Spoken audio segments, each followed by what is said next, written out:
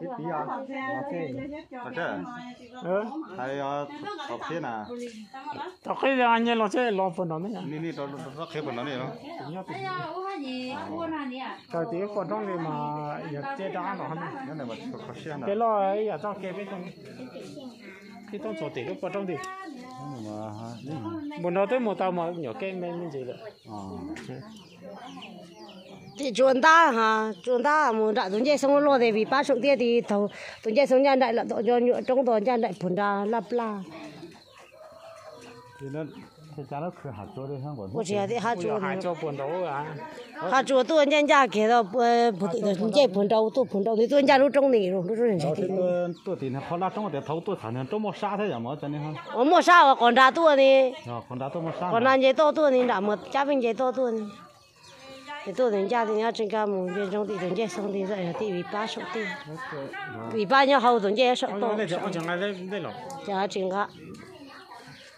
Ê, những cái cả chào thiếu, để những cái chào nên món chỉ ra không xíu. Của mà.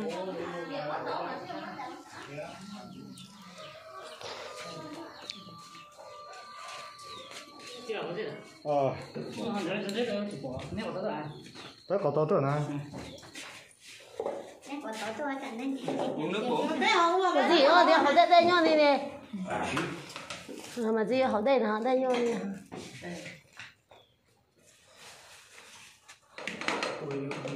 Ôi nhưng thế đã chắc hết rồi photo. Hai đứa tiêu. Hai người lên nào. Hai đứa tiêu. Mình người lên nào. Hay là cái nồi cái tôi tao sao cái tao cái sao xem cái không thấy họ đồ tao này nè cái tôi sắp cứ xem cái tôi photo nè. photo thì mất cái loại mà một quả tía đi tao rồi. Một tí lấy với nhau. Còn mấy bé chứ nhỉ? Mà nhá. Em thích này, em quả con này. Ôi dồi ôi, không nhớ là Dính với mày dính trượt cái hòn đá mà ghê suốt liền. đá còn nhã cả cái hòn đá kia bố đỡ suốt đấy. Không nhớ. Hôm nay thì mà đi à?